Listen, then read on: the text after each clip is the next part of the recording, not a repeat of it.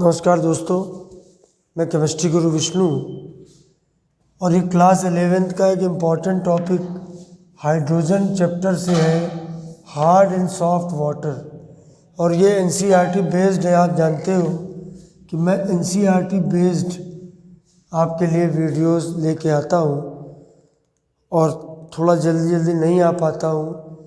मेरे सब्सक्राइबर जो लगातार मेरे साथ जुड़े हैं वो जानते होंगे कि ऐसा क्यों है।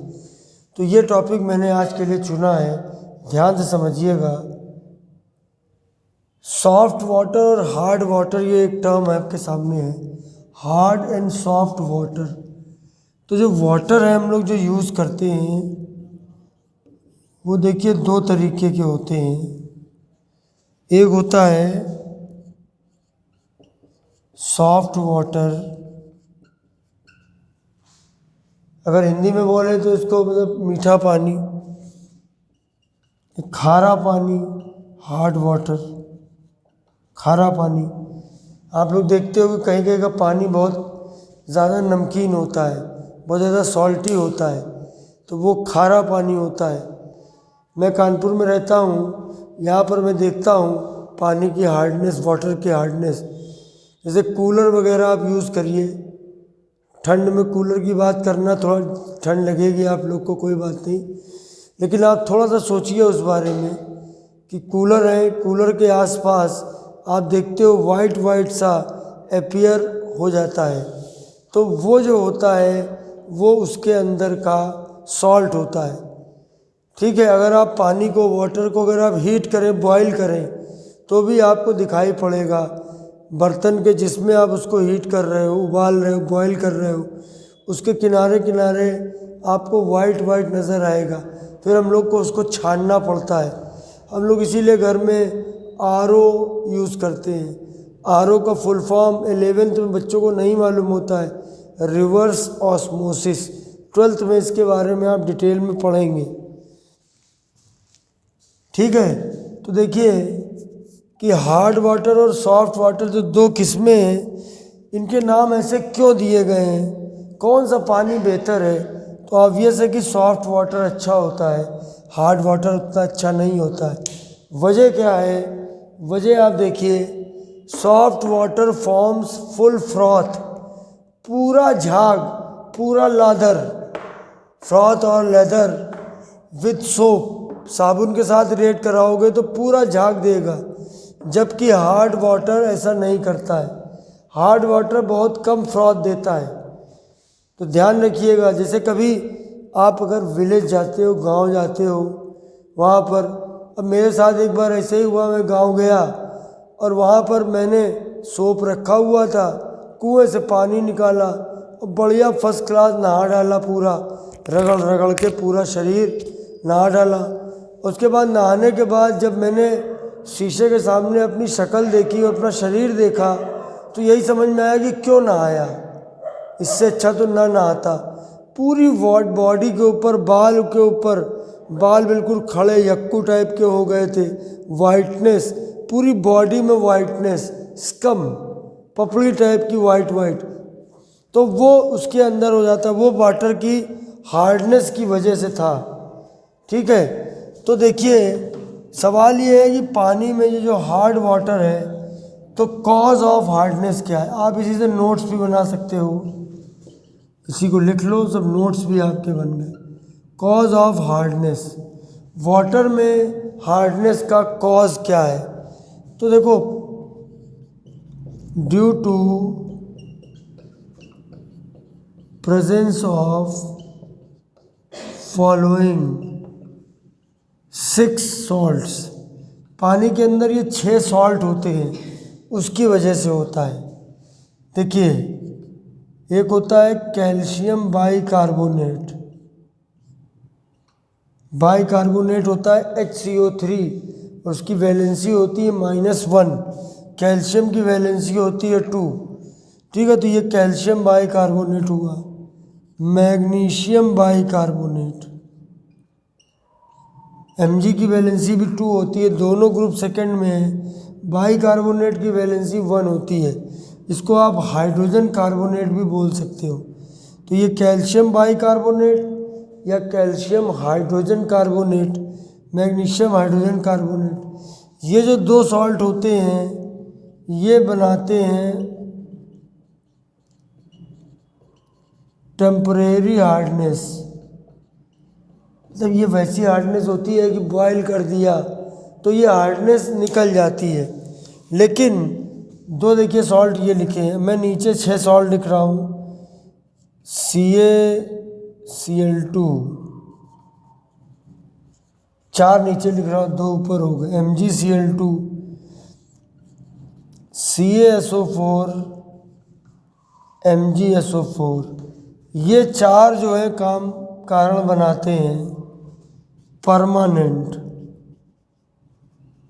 Permanent hardness. मतलब ये बॉयल करने से दूर नहीं होते हैं, इनके लिए RO सिस्टम लगाना पड़ता है या फिर स्पेशल मेथड्स यूज़ करने पड़ते हैं। तो ध्यान दीजिए, ये 2 सॉल्ट रिस्पॉन्सिबल हैं टेम्परेरी हार्डनेस के लिए, जबकि ये 4 सॉल्ट रिस्पॉन्सिबल हैं परमानेंट हार्डनेस के लिए। तो हार्डनेस की वजह से जो आपका सोप होता है वो काफ़ी सोप का बड़ा हिस्सा उसके साथ रिएक्ट करता है इन सॉल्ट्स के साथ और वाइट कलर का प्रेसिपिटेट बनाता है। नहाने के बाद आपको पूरी स्किन वाइट नज़र आएगी, ठीक है, जैसे आपने अपने ऊपर राख ऐश को मल लिया हो, ठीक है। तो ये आपके हार्डनेस का कारण होता है। 2 हैं टेम्परेरी हार्डनेस के, मैं नाम बता देता हूँ, calcium chloride, magnesium chloride, calcium sulphate, magnesium sulphate. Very strange that यहाँ पर NaCl नमक हार्डनेस का कारण नहीं होता है, वो सोप के साथ रिएक्ट नहीं करता है। अब देखिए, hard water forms scum insoluble precipitate. Scum वही वाइट सा हो जाता है अपीयर।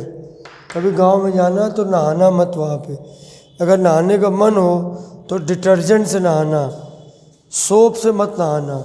सोप देखो ये होते हैं, पहली बात आप समझिए कि जो स्कम टर्म यूज़ किया है इस पे फोकस करना, ये इनसॉल्युबल प्रेसिपिटेट होते हैं। कैसे बनते हैं मैं अभी रिएक्शन आपको करके दिखा रहा हूँ। सोप के साथ जब रिएक्शन होती है, वो जो 6 हमने आपको बताए हैं सॉल्ट, वो पानी के अंदर मौजूद हैं, उसकी वजह से सोप का ज़्यादातर हिस्सा उन्हीं सॉल्ट के साथ रिएक्ट करने में खर्च हो गया। तो फ्रॉथ कैसे बनेगा? अगर वो 6 सॉल्ट नहीं होंगे तो फ्रॉथ बनेगा ज़्यादा भरपूर। ये मैंने कुछ सोप के एग्जाम्पल लिखे हैं, आप देखिए ध्यान से। ये है सोडियम पामिटेट, ये पोटेशियम लग गया तो ये हो गया पोटेशियम। 12th में आप लोग सोप के बारे में भी पढ़ोगे, लेकिन कुछ ज़रूरी था बताना। ये है आपका सोडियम स्टीयरेट और ये है आपका पोटेशियम स्टीयरेट। एक बात मैं बता दूं आपको कि जो सोडियम वाले सोप होते हैं वो कपड़े धोने वाले होते हैं, वॉशिंग सोप होते हैं, मटेरियल को साफ़ कर सकते हैं, जबकि जो पोटेशियम वाले होते हैं वो थोड़े सॉफ्ट होते हैं, वो हम लोग नहाने वाले होते हैं, बाथिंग सोप होते हैं। तो बाथिंग सोप हो या वो सोप हो, उनके साथ रिएक्ट करके वो इनसॉल्युबल सॉल्ट बनाते हैं।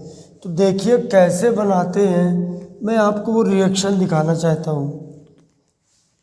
पहले हम लोग समझें कि वो स्कम कैसे बनता है और वो कैसे इनसॉल्युबल होते हैं, तो मैं आपको दिखाता हूँ।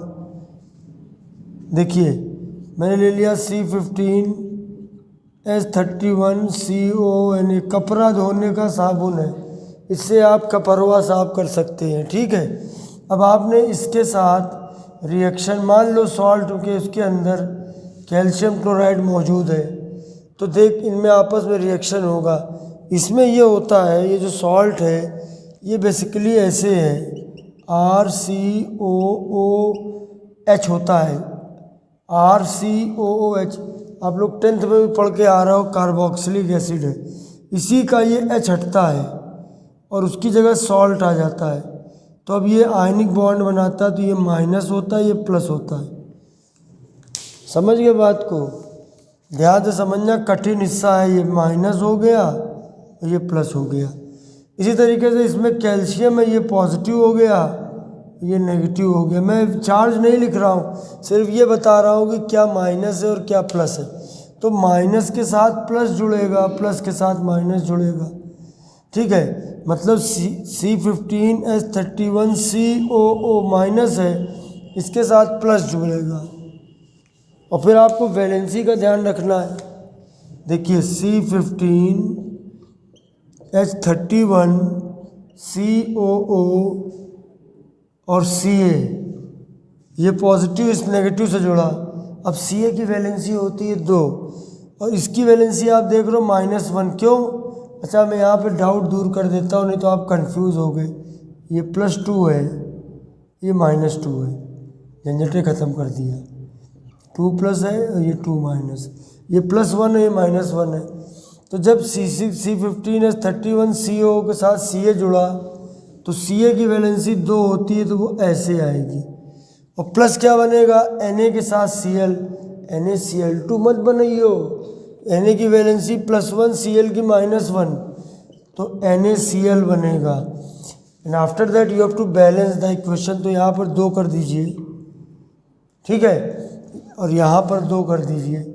ये जो बना है आपका, इसका नाम है कैल्शियम पामिटेट, और यही है आपका इनसॉल्युबल, सफ़ेद सफ़ेद होता है, प्रेसिपिटेट, वाइट कलर का, ठीक है। शरीर की बाल की धज्जियाँ उड़ा देता है।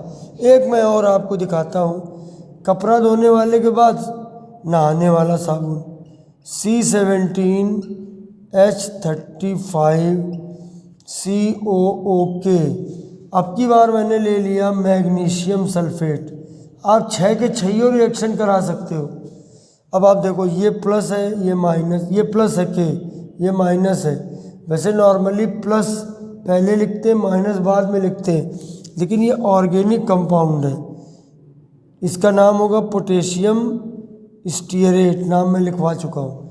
अब इसकी रिएक्शन होगी तो देखो, C17H35COO Mg प्लस के साथ माइनस, बिल्कुल ऊपर की तरह, ठीक है। रटो नहीं ज़्यादा, थोड़ा रटो, बाकी सीखो नहीं, गड़बड़ करोगे, ठीक है।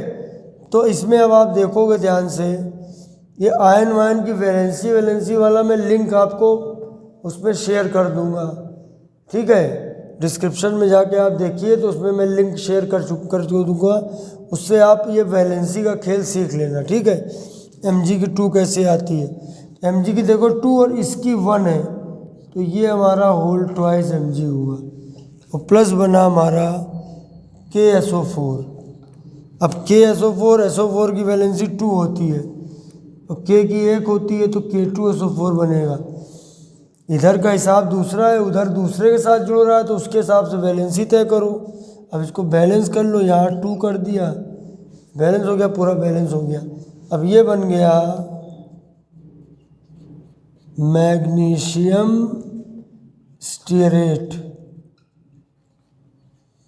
ये भी आपका इनसॉल्युबल प्रेसिपिटेट है।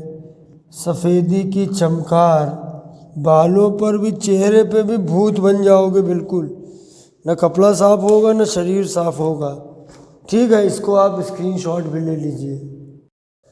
तो अब देखिए कि जो हार्डनेस है, उनके हटाने के तरीके क्या हैं, हम उस हार्डनेस को रिमूव कैसे करेंगे। तो हमारे पास में 2 तरीके हैं, एक टेम्परेरी हार्डनेस है और एक परमानेंट हार्डनेस है। टेम्परेरी हार्डनेस रिमूवल कैसे करेंगे, परमानेंट हार्डनेस रिमूवल कैसे करेंगे।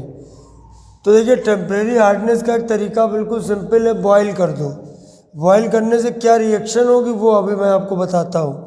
दूसरा मेथड है क्लार्क ने दिया था, दूसरा मेथड है क्लार्क मेथड। ठीक है, the method was given by Clark. इसमें उन्होंने चूने का इस्तेमाल किया था, लाइम का, CaOH होल ट्वाइस। ठीक है, using washing soda. Washing soda होता है सोडियम कार्बोनेट, Na2CO3 का यूज़ करके। उसके अलावा कैलगान्स मेथड, कैलगन एक केमिकल है जो बहुत लंबा चौड़ा फार्मूला है, अभी मैं बताऊंगा। फिर है जियोलाइट मेथड, जियोलाइट मेथड इसका भी खतरनाक फार्मूला है। And finally synthetic resin method. देखिए एक कोइंसिडेंस है कि टेम्परेरी हार्डनेस दो सॉल्ट की वजह से होता है, bicarbonates of magnesium and calcium, और दो ही मेथड इसमें दिए NCERT में है, एक बॉइलिंग एक क्लार्क मेथड। परमानेंट हार्डनेस 4 की वजह से होता है, और चारों आपको चार इनके मेथड भी 4 दिए हुए। तो अब मैं आपको एक एक करके इनकी रिएक्शंस वगैरह सब दिखाता हूँ। अब आप देखिए टेम्परेरी हार्डनेस को कैसे रिमूव करते हैं। ये मैंने आप लोग के लिए रिएक्शन लिख दी है ताकि वीडियो अननेसेसरीली लंबा ना बने और थोड़ा मुझे भी आराम मिल जाएगा। थोड़ा बैठ के मैं समझाऊंगा। अब देखिए पहला मेथड है कि जिसमें बॉइलिंग करेंगे सैंपल को, दूसरा क्लार्क मेथड है। थोड़ा ध्यान से आप देखिएगा इसको, जिसे आपने आपका सैंपल के अंदर टेम्परेरी हार्डनेस रिमूव करना है। तो टेम्परेरी हार्डनेस बाइकार्बोनेट्स की वजह से होती है। तो हम जब वाटर को बॉयल करेंगे उसका असर पड़ेगा कैल्शियम बाइकार्बोनेट पे। इससे देखिए हमको कैल्शियम कार्बोनेट बनेगा, CO2 निकलेगा और H2O निकलेगा। अब CO2 तो आप जानते हो कि गैस है, उड़ जाएगी, और CaCO3 बैठ जाएगा नीचे, चूना है। देखिए ये आपका ऊपर और ये आपका नीचे। पानी मिलेगा तो कोई दिक्कत नहीं, लेकिन मैग्नीशियम बाइकार्बोनेट सिमिलर रिएक्शन नहीं देता है। So be very careful and better to learn these reactions. ये मुझे खुद भी बहुत कंफ्यूज करती है। देखिए CO2 तो उड़ जाएगा ऊपर, ये नीचे बैठ जाएगा, बाकी वाटर के अंदर से ये भी निकल गया, ये भी निकल गया। बॉयल करते ही आपको वाइट वाइट सा दिखेगा, उसको छान के अलग कर दीजिए, CO2 निकल जाएगी और पानी आपको मिल जाएगा, वो बिल्कुल सॉफ्ट होगा, क्योंकि परमानेंट हार्डनेस जो टेम्परेरी हार्डनेस है वो रिमूव हो गई। दूसरा मेथड क्लार्क मेथड है। इसमें कैल्शियम हाइड्रोक्साइड सॉलिड फॉर्म में होता है, पाउडर होता है, इसको लाइम भी कहते हैं, चूना। इसकी रिएक्शन देखो CaOH होल ट्वाइस से हुई। देखिए कैल्शियम बाइकार्बोनेट और CaOH होल ट्वाइस। एक खास बात है कि जब हम कैल्शियम बाइकार्बोनेट लेते हैं तो उसमें कैल्शियम कार्बोनेट मेनली बनता है। यहाँ 2 कैल्शियम है तो 2 CaCO3 बन गए, साथ में वाटर बन गया, बैलेंस करते चलिएगा। लेकिन जब मैग्नीशियम बाइकार्बोनेट को हमने किया लाइम से रिएक्शन, तो ध्यान रखना है हमको। देखो इसमें तो आपने देखा कि ये नीचे प्रेसिपिटेट बना, इसमें क्या हुआ कि ये आपका प्रेसिपिटेट बनेगा और MgOH होल ट्वाइस का भी प्रेसिपिटेट बनेगा। ये आपका होल ट्वाइस। ठीक है, तो ये आपकी जो रिएक्शंस हैं इसको अच्छे से तैयार करना थोड़ी कंफ्यूजिंग है, लेकिन आपने देखा कि आपने किस तरीके से टेम्परेरी हार्डनेस को रिमूव किया। अब हम लोग आगे करेंगे परमानेंट हार्डनेस, यानी कैल्शियम और मैग्नीशियम की क्लोराइड्स और सल्फेट को कैसे हटाएंगे 4 मेथड से। अब देखते हैं परमानेंट हार्डनेस को कैसे रिमूव करते हैं। इसके लिए 4 मेथड हैं, मैं आपको चारों के नाम पहले भी बता चुका हूँ। अब आप ध्यान से देखिएगा, रिएक्शन थोड़ी टफ है। जैसे पहले नंबर पे using washing soda. Washing soda Na2CO3, sodium carbonate 10.10H2O होता है। अगर आप वॉशिंग सोडा कभी लिखेंगे तो ऐसा होता है Na2CO3.10H2O, लेकिन हम लोग 10H2O को हटा दें क्योंकि वो वाटर ही निकल जाएगा और कुछ नहीं होगा। तो मेन रिएक्शन हम Na2CO3 से करा रहे हैं। हमको पता है कि ये 4 सॉल्ट रिस्पॉन्सिबल हैं परमानेंट हार्डनेस के लिए। इसमें भी आयन एक्सचेंज करिए, Ca के साथ CO3 आएगा, CaCO3 बना, Na के साथ Cl आएगा, देखिए 2NaCl बन रहा है। ठीक है, ये आपका जो है प्रेसिपिटेट चला जाएगा, यानी जो भी कैल्शियम क्लोराइड है वो इसमें कन्वर्ट हो जाएगा, वो नीचे बॉटम पे चला जाएगा। और NaCl कोई दिक्कत करता नहीं हार्डनेस में, वो पानी में पड़ा रहेगा, दिखेगा भी नहीं।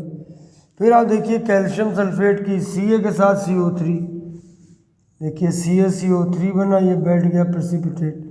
और Na2SO4, ये भी हार्डनेस का कॉज नहीं है, ये पानी में पड़ा रहेगा।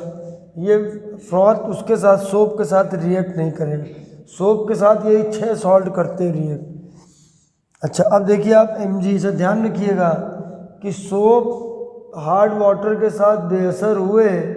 अब इंडिया में तो तमाम जगह पर हार्ड वाटर है, तो तभी डिटर्जेंट आए एग्जिस्टेंस में। डिटर्जेंट में कितना भी खारा पानी हो, हार्ड वाटर हो, वो फुल फ्रॉथ देता है। तो ये हम लोग सोप की प्रॉब्लम है। अब देखिए Mg के साथ CO3, ये भी प्रेसिपिटेट बनाएगा और नमक बनेगा, नमक कोई दिक्कत करेगा नहीं। इसमें देखिए Mg के साथ CO3, वैलेंसी का ध्यान रखिएगा, मैग्नीशियम कार्बोनेट नाम है, ये कैल्शियम कार्बोनेट है, प्लस Na2SO4। ठीक है, तो ये देखिए आप, ये आपका वॉशिंग सोडा यूज़ करके आप हटा सकते हो, रिमूव कर सकते हो। अगला वाला डेंजरस है कैलगॉन मेथड। कैलगॉन जो है एक उसका एक तरह से ट्रेड नेम है, और इसको जो है सोडियम हेक्सा मेटाफॉस्फेट, फॉस्फेट तो होता है PO4, अब ये हेक्सा मेटाफॉस्फेट, हेक्सा से थोड़ा आइडिया लग रहा है 6 है फॉस्फोरस, हेक्सा से 6 बस मालूम चल रहा है। वैसे आप इसको ऐसे याद कर लो, कैलगॉन में NaPO, देखो नापो, एक ही बार बताऊंगा, नापो, जैसे कमरे की लंबाई नापो कितनी आ रही, 6, 6, 18, ऐसे करके आप इसको लर्न कर लो इस फॉर्मूले को। 11th-12th लेवल में ना तो इसका स्ट्रक्चर समझा जा सकता है, ना उसकी कोई ज़रूरत है। फार्मूला मगर बहुत पूछा जाता है, कैलगॉन का फार्मूला लिखो, Na6P6O18। अब इसकी रिएक्शन समझो, इसके अंदर क्या होता है कि जैसे ये जब इसको हम रिएक्ट कराते हैं तो पहले ये खुद टूटता है, देखिए 2 Na+, 2 सोडियम आयन निकलते हैं, ध्यान समझिएगा। अब ये बचा क्या, Na4 बचे, ये बचा Na4P6O18, 2 Na निकल गए प्लस चार्ज के साथ। अब कोई भी रिएक्शन में total net charge left hand side का देखिए 0 है, तो राइट हैंड साइड का भी 0 होना चाहिए। ये आपका 2+ हो गया, +2 हो गया। +2 होने का मतलब है इसको 2- होगा, ठीक है। उसके बाद ये तुम्हारा M2+ है, M2+ का मतलब है, यहाँ पर M2+ का मतलब है कि आप इसको आप Ca2+ कहो या इसको Mg2+ कहो।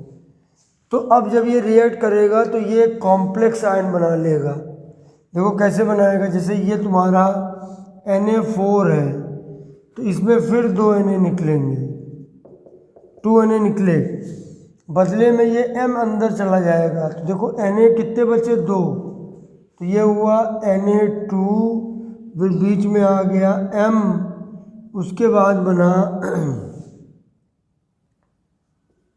P6O18 और ये 2- है, ये आपका बन गया कॉम्प्लेक्स आयन।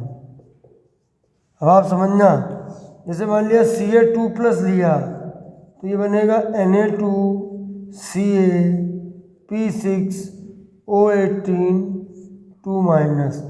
ये जो कॉम्प्लेक्स है ये वाटर सॉल्युबल है, मतलब पानी में घुला रहेगा। तुम्हारी समस्या सॉल्व हो गई ना, तुम्हारे में देखो कैल्शियम क्लोराइड, कैल्शियम सल्फेट, तो कैल्शियम आयन और मैग्नीशियम आयन का खात्मा हो गया। क्लोराइड और सल्फेट कोई प्रॉब्लम नहीं करेंगे, वो तो Na+ से रिएक्ट करके Na2SO4 या NaCl बना देंगे। ठीक है, तो ये तुम्हारा एक बना कॉम्प्लेक्स, और एक कॉम्प्लेक्स ये बनेगा मैग्नीशियम का, Na2Mgp6O18 2-, ये भी कॉम्प्लेक्स है और ये भी वाटर सॉल्युबल है।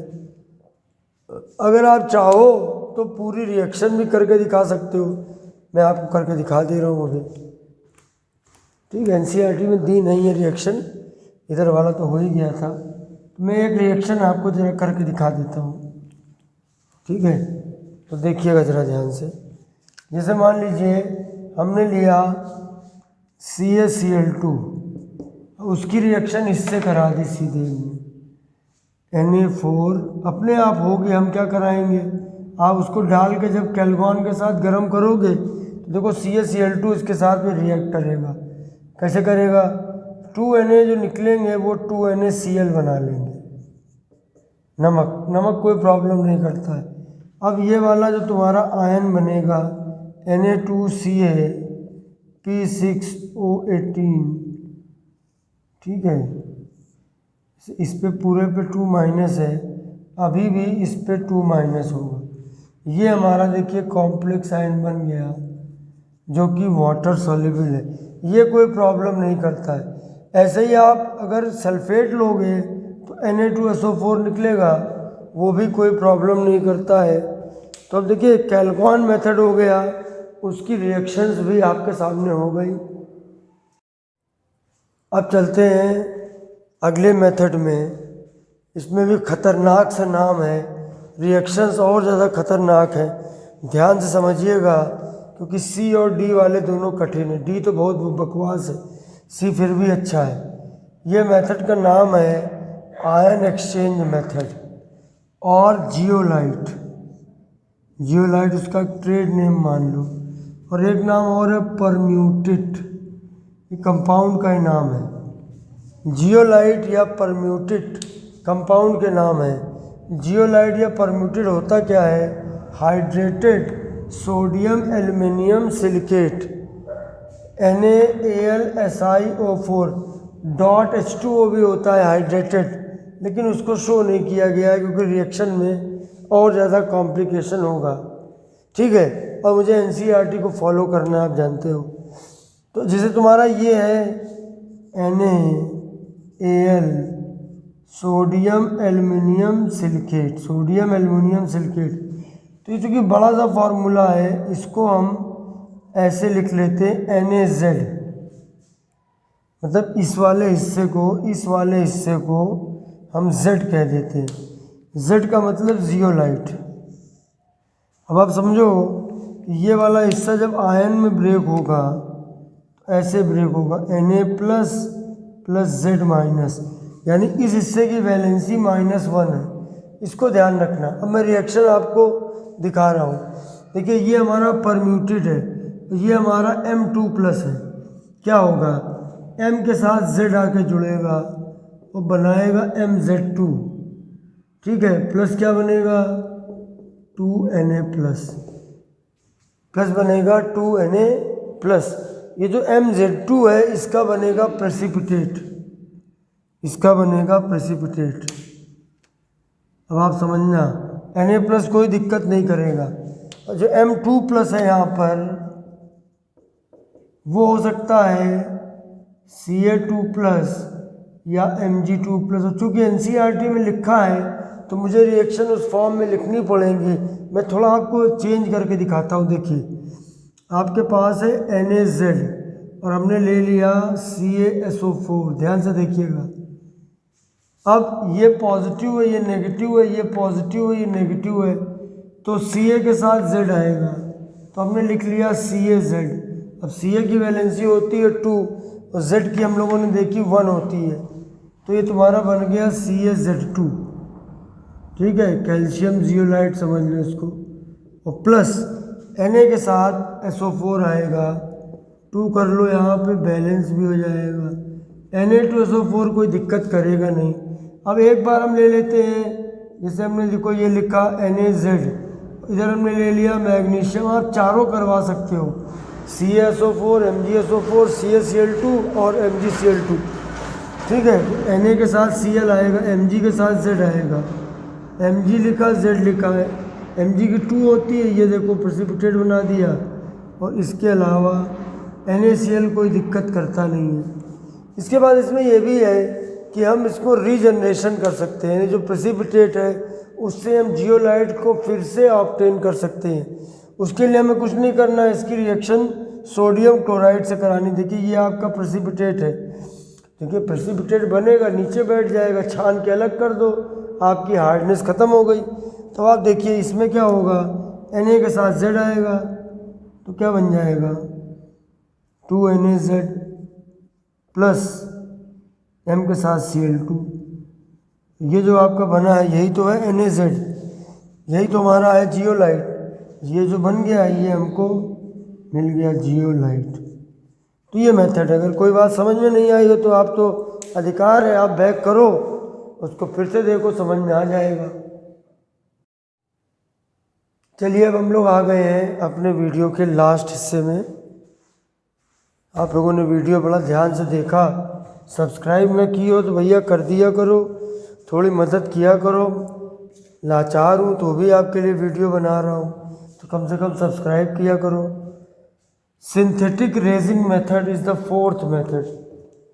रेजिन जो टर्म है, आप सोचिए ऐसे मटेरियल हैं प्लांट से निकलने वाले, जैसे आपका प्लास्टिक होती है उसको आप पिघला दो तो वो रेजिन बन जाते हैं। ठीक है, तो रेजिन सिंथेटिक रेजिन होते हैं। ठीक है, तो सिंथेटिक रेजिन मेथड जो है, this method is better than zeolite. जो अभी इसके पहले बताया था उससे ये बेहतर मेथड है। ठीक है, अब देखो इसमें पहले समझना है, ये मॉलिक्यूल बहुत बड़े होते हैं रेजिन के, इस लेवल पे आपको बताए नहीं जा सकते। Use of cation exchange resin, cation को जो एक्सचेंज करते हैं रेजिन, यानी कि जो भी हमारा कैल्शियम और मैग्नीशियम का जो सॉल्ट है उसके कैटायन, कैल्शियम आयन की जगह पर अपना कैटायन एक्सचेंज करे, कैटायन एक्सचेंज करते रेजिन। इन रेजिन के अंदर लार्ज ऑर्गेनिक मॉलिक्यूल होते हैं जिसमें SO3H ग्रुप होते हैं। ज़रूर बड़ा मॉलिक्यूल है, आपको उसका फार्मूला नहीं बताया जा सकता है, कैल्गन वगैरह से बहुत बड़ा है, कॉम्प्लिकेटेड है। ये दूसरी बात ध्यान रखना कि ये वाटर में इनसॉल्युबल होते हैं। इनका जनरल फार्मूला RSO3H है, but remember that R is not alkyl group, R is not alkyl group, confuse मत होना। ठीक है, ये इसका एक जनरल फार्मूला बना दिया गया। ठीक है, अब जैसे मान लो RSO3H है और उसकी रिएक्शन पहले हमने NaCl से करवाई, पहले उसकी रिएक्शन हमने NaCl से करवाएंगे। कैसे कैसे इसको यूज़ करते हैं, पहले हम NaCl से करवाएंगे तो क्या होगा, R के साथ Na आ जाएगा। R की वैलेंसी 1 होती है माइनस में, Na की प्लस में होती, और Cl के साथ SO3H, थोड़ा याद करना पड़ेगा आपको। RNA बन गया। अब RNA M2+ के साथ रिएक्ट करेगा। M2+ आप समझ जाना कि ये आपके Ca2+ और Mg2+ हो सकते हैं। अब इसमें क्या होगा, एक्सचेंज शुरू हो जाएगा, R के साथ में M आ जाएगा। अब देखो R की वैलेंसी 1 शो हो रही है और M की 2 है, तो ये बनेगा तुम्हारा R2M बनेगा। ये प्रेसिपिटेट बनाएगा, Na+ बाहर निकल जाएगा। बैलेंस करना है, 2 कर दो, ये 2Na+ है। इसमें भी हम चाहें तो इसको हम रीजनरेट कर सकते हैं, बिल्कुल प्रोसेस वैसे ही है जैसा पिछले वाले में था। इसको हम चाहें तो फिर से रीजनरेट कर सकते हैं। हमें ध्यान देना है कि ये RNA है हमारा, और हम इसको फिर से रीजनरेट भी कर सकते हैं। देखिए ये आपका है, ये आया है रेजिन से, ये आपका कैटायन है। जो हमारा ये कैटायन वाला हिस्सा ये प्रेसिपिटेट बना के नीचे चला गया, अब ये किसी काम का नहीं रहा, नीचे बैठ गया, छान के उसको अलग कर लो, तो ये उसको हम कर सकते हैं। देखिए मैंने सब पूरा एकदम प्रॉपरली नोट्स बना के आपको दे दिया। इसी वीडियो को देखकर और आप अच्छे से नोट्स बना लीजिए। ठीक है, आज के लिए इतना ही, फिर मिलेंगे बहुत जल्द कोई अगले वीडियो के साथ। तब तक के लिए जय हिंद।